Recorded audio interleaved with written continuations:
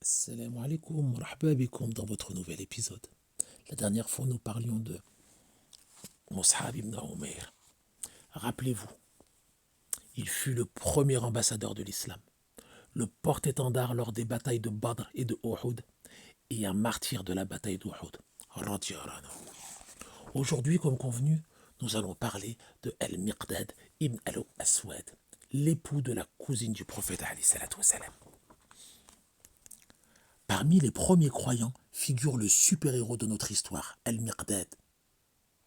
Ce compagnon s'illustra à un moment décisif pour l'avenir de l'islam et des musulmans.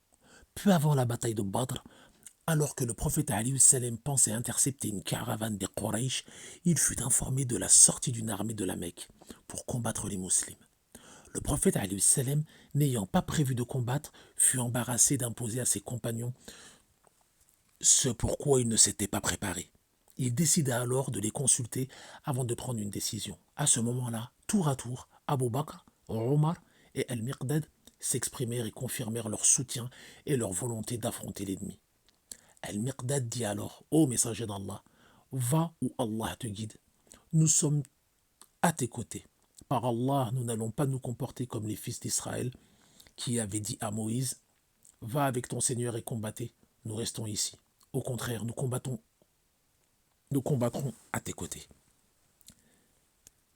Saad ibn Mu'adh s'exprima à son tour, confirmant ainsi la détermination des Ansar à prendre part à la bataille. Le prophète alayhi salam fut heureux face à tant de détermination et leur dit « Mettez-vous en route et attendez-vous à une bonne nouvelle. » Effectivement, les musulmans, malgré une armée moins nombreuse que celle des Quraysh, remportèrent une victoire historique. Au cours de la bataille, Allah a envoyé des anges qui combattirent aux côtés des musulmans. Al-Miqdad participa à l'ensemble des batailles aux côtés du prophète alayhi salatu wassalam, et il lutta dans le sentier d'Allah tout au long de sa vie.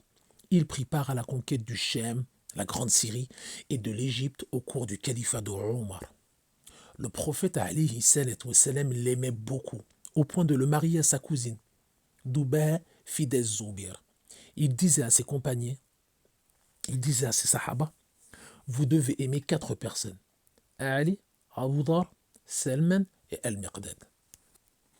Après la mort du prophète alayhi salatu salam, un homme lui dit « Félicitations à ses yeux qui ont vu le messager d'Allah subhanahu wa ta'ala. »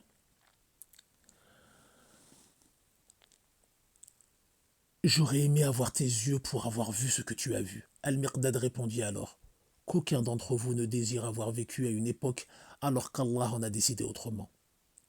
Qui vous dit que vous auriez bien agi si vous aviez vécu à cette époque ?